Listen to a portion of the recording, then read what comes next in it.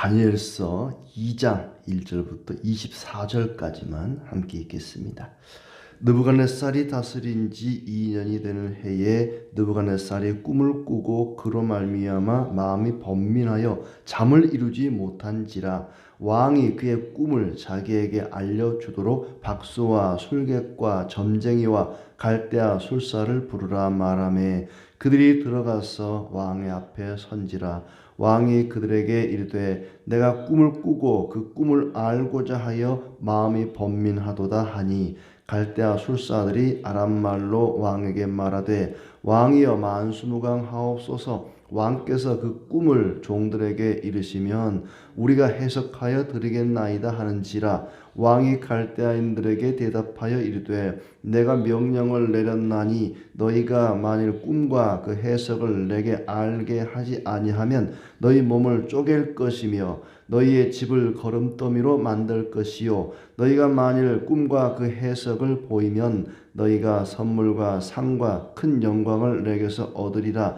그런즉 꿈과 그 해석을 내게 보이라 하니 그들이 다시 대답하여 이르되 원하건대 왕은 꿈을 종들에게 이르소서. 그리하시면 우리가 해석하여 드리겠나이다 하니 왕이 대답하여 이르되 내가 분명히 아노라. 너희가 나의 명령이 내렸음을 보았으므로 시간을 지연하려 함이로다. 너희가 만일 이 꿈을 내게 알게 하지 아니하면 너희를 처치할 법이 오직 하나이니 이는 너희가 거짓말과 망령된 말을 내 앞에서 꾸며 말하여 때가 변하기를 기다리려 함이라. 이제 그 꿈을 내게 알게 하라. 그리하면 너희가 그 해석도 보일 줄을 내가 알리라 하더라.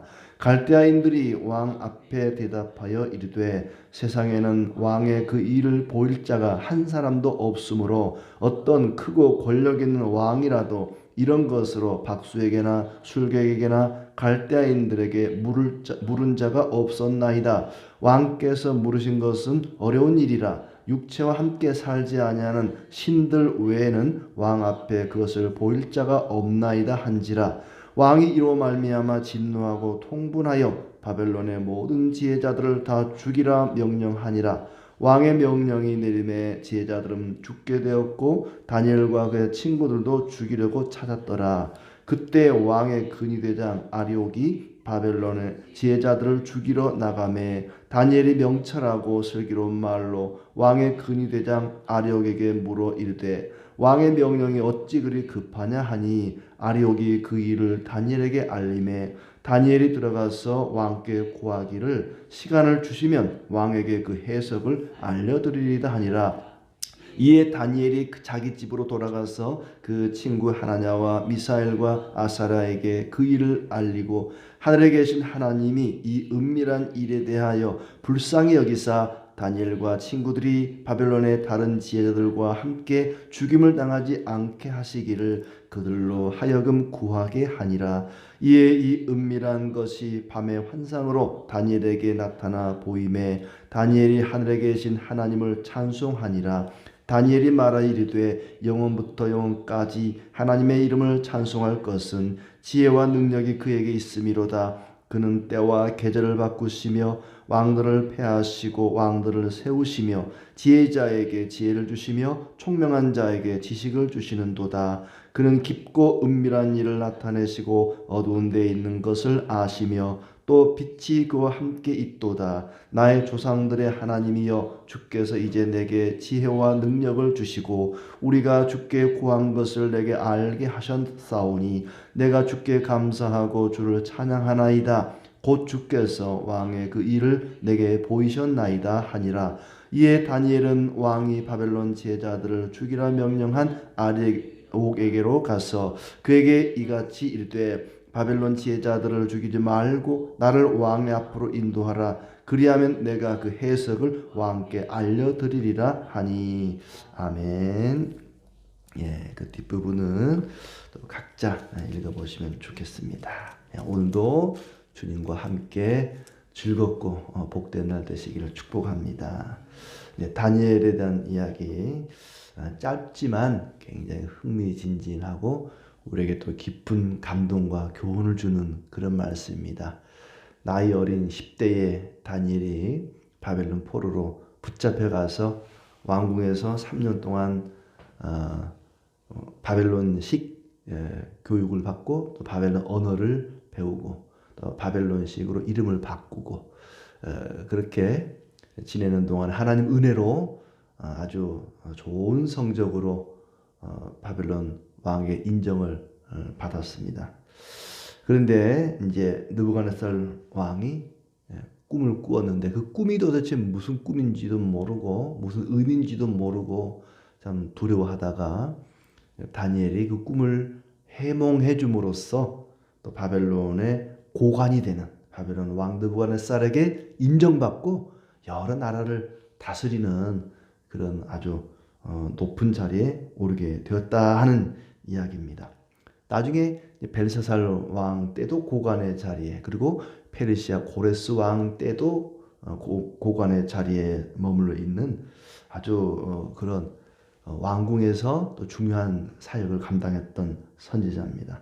비록 포로로 잡혀갔지만은 하나님의 은혜로 높은 자리에 올라가는, 마치 그 야곱의 12 아들 가운데 요셉이 생각날 정도로 아주 그런 대단한 인물이다 하는 생각이 들고, 무엇보다 성경 어떤 책이든지 사람이 주인공이 되면 안 되겠죠. 하나님이 그를 그렇게 높이셨구나, 하나님이 그를 그렇게 사용하셨구나 하는 생각이 듭니다.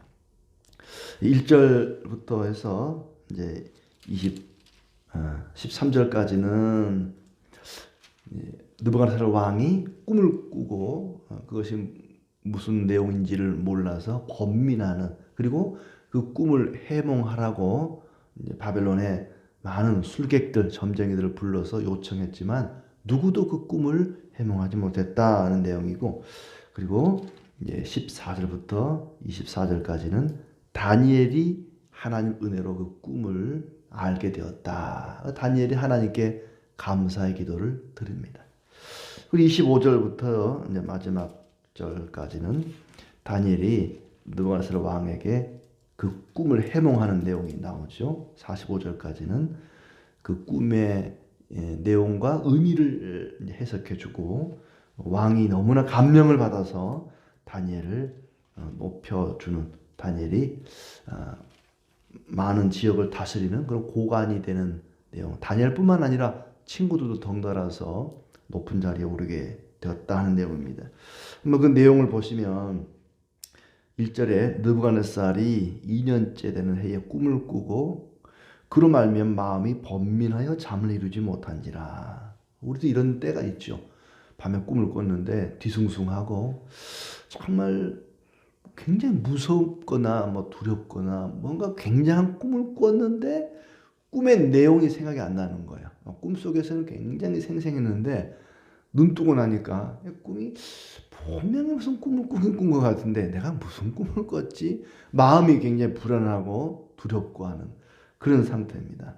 그러니까 꿈 내용도 생각이 안 나고 그 꿈의 의미조차 생각이 안 나는데 그냥 그 꿈으로 인해서 굉장히 두렵고 괴로운, 번민하여 잠을 이루지 못하는 상태가 된 것입니다. 그래서 이제 전국에 있는 모든 점쟁이들, 술객들, 이 사람들을 불러 모아서 누구든지 내 꿈을 해석해 다오. 이 범상치 않은 꿈을 누가 한번 해석해 봐라. 너무 생생하고 무섭다. 이 꿈을 해몽하는 자에게는 큰 상을 내겠다. 옛날에 왕들은 그러잖아요. 자기가 원하는 걸 해결해 주면은 큰 상을 내리겠다. 그러나 꿈을 해몽해 주지 못하면은 모조리 다 죽이겠다. 이 왕의, 제국의 왕의 말 한마디면 죽고 살고 할 수 있는 그런 권세가 있으니까 꿈을 해석해 다오. 이제 누구도 그 꿈을 해몽하지를 못합니다. 폐하, 꿈이 뭔지를 알려주십시오. 그러면 해몽을 하겠습니다. 꿈이 뭔지를 얘기를 해줘야 그 꿈이 무슨 의미인지를 이야기할 거 아닙니까? 근데 꿈도 얘기를 하지 않고 내가 어젯밤 꾼 꿈이 무슨 꿈인지 알아맞혀 보거라. 누가 알겠습니까? 도대체 알 수가 없는 거예요. 아이고 폐하, 그러지 말고 꿈 내용만 좀 얘기해 주십시오. 그러면 그 의미는 우리가 해석해 드리겠습니다 하는데 도대체 이 왕이 꿈이 무슨 꿈인지 얘기를 못하는 거. 자기도 생각이 안 나니까. 그러면서 이놈들 봐라. 시간을 지체하려고 너희들이 지금 꼼수를 부리는구나. 어디서 내가 누구라고 감히 내 앞에서 빨리 바른 대로 내 꿈을 맞춰보고 또 그 꿈의 의미까지 맞춰봐라. 도대체 이 신하들이 술객들 점쟁이들이 알 수가 없는 거죠. 그래서 우리는 도대체 알 수가 없습니다. 누구도 알 수가 없습니다. 세상에 어떤 왕도 어떤 육체를 가진 자도 알 수가 없고 육체와 함께 살지 아니하는 신들 외에는 왕 앞에 그것을 보일 자가 없나이다. 신들 외에는 알 수 없는 내용입니다. 육체를 가진 우리 인간은 알 수 없습니다. 도저히 알 수 없습니다. 왕이 진노해서 지혜자들을 다 죽이라. 이 땅에 있는 지혜롭다고 하는 놈들을 다 죽여라. 내가 무슨 꿈을 꿨는지도 모르고 의미도 모르는 지혜자들이 살려둬서 뭐하냐? 다 죽이라 하니까 다니엘과 친구들도 지혜자들에 속했거든요. 지혜가 출중했잖아요. 다니엘과 친구들도 이제 죽게 생긴 겁니다. 참 답답할 노릇이죠. 그래서 이제 다니엘이 14절부터 보면은 다니엘을 죽이려고 근위대장 아리옥이 오니까 아유 뭐가 그리 급합니까? 제가 시간을 좀 주면 왕에게 해석을 알려드리겠습니다. 아주 이게 여유를 부리면서 얘기하는 것 같지만 마음속에는 굉장히 이제 조급하겠죠. 큰일 났다 이거. 왕이 무슨 꿈 꿨는지 얘기해주지 못하면 우리 다 죽게 생겼다. 그래서 친구들에게 기도를 요청하죠. 17절에 다니엘이 자기 집으로 돌아가서 그 친구 하나냐 미사엘 아사랴에게 알리고 하늘에 계신 하나님이 이 은밀한 일에 대하여 불쌍히 여기사 우리에게 알려주셔서 다른 지혜들과 함께 죽임을 당하지 않도록 구하라. 기도를 요청합니다. 어려운 일이 있을 때는 하나님께 기도를 요청해야죠. 하나님께 기도해다오. 이거 우리가 왕의 꿈을 얘기하지 않으면 우리 다 죽게 생겼다. 하나님 우리를 긍휼히 여기사 우리에게 이 꿈의 내용과 해석을 알게 해달라고 기도해다오 하고 요청을 합니다. 그러니까 다니엘이 하나님을 어떻게 섬겼는지 이런 내용을 통해서 어려움을 당할 때 하나님께 기도를 드리고 뭐 친구들의 기도만 요청했겠습니까? 본인도 덩달아 같이 기도했겠죠. 하나님께서 환상을 통해서 알게 하십니다. 그리고 하나님을 찬송하죠. 19절부터 해서 다니엘이 하늘에 계신 하나님을 찬송하니라. 찬송하는 내용이 23절까지 쭉 이어지고 있습니다. 지혜와 능력의 하나님을 영원부터 영원까지 찬송하리라. 때와 계절을 바꾸시고 왕들을 폐하고 세우시고 지혜와 지식을 주시는 하나님, 은밀한 일을 나타내시고 어두운 데 있는 것을 아시며 빛이 그와 함께 있도다. 지혜와 능력을 주시고 주께 구한 것을 알게 하시니 감사 찬송합니다 하면서 하나님께 구했더니 지혜와 능력 주신 것을 감사합니다 하고 감사 찬송을 드립니다. 그리고 이제 당당하게 왕 앞으로 인도하시오. 왕 앞에 가서 말하겠습니다. 25절부터는 이제 하나님이 알게 하신 그 꿈의 내용과 이야기를 아주 겸손하게 이야기를 합니다. 그 꿈의 내용은 뭐냐? 왕이 한 신상을 본 거죠. 31절부터 보면 왕이 한 큰 신상을 보셨나이다. 그 신상은 광채가 매우 찬란하고 모양이 심히 두려우니 머리는 순금, 가슴과 두 팔은 은, 배와 널쩍다리는 놋, 종아리는 쇠, 발은 얼마는 쇠고 얼마는 진흙. 이렇게 금, 은, 놋, 그리고 또 쇠와 흙 이런 식으로 머리부터 발까지 큰 이 신상을 본 거죠. 그런데 사람이 손대지 아니한 돌이 하나 탁 나와가지고는 이 신상을 쳐서 부숴뜨리니까 여름에 타작마당에 겨같이 바람에 불려 간 곳 없이 사라지고 우상을 친 돌, 그 돌은 태산을 이루어 온 세계 가득하였나이다. 이게 꿈의 내용이죠. 이제 큰 신상이 있는데 금, 은, 노, 또 쇠와 흙 이렇게 네 단계로 되어 있고 사람이 손대지 않은 돌이 하나 날라와서는 이 신상을 쳐서 바람처럼 다 바람에 불려 다 사라지게 하고 이 돌만 태산을 이루었다. 그리고 36절부터는 그 꿈의 해석을 쭉 이야기를 합니다. 그 꿈의 내용은 뭐냐면 장차 역사 가운데 일어날 일들을 이야기한 거죠. 실제 역사가 그렇게 이제 일어납니다. 맨 처음에 이제 순금 머리 그 부분은 느부갓네살이 세워서 다스리는 바벨론, 그리고 그다음 은은 메데파사, 그다음에 이제 헬라 제국, 또 로마 제국, 그렇게 역사가 이제 쭉 이어지는데 앞으로 장차 되어질 일들, 나라가 세워지고 망하고 하는 그런 역사를 보여주는 것이다. 그리고 손대지 아니한 돌이 이것을 쳐서 부서뜨렸다. 손대지 않은 돌.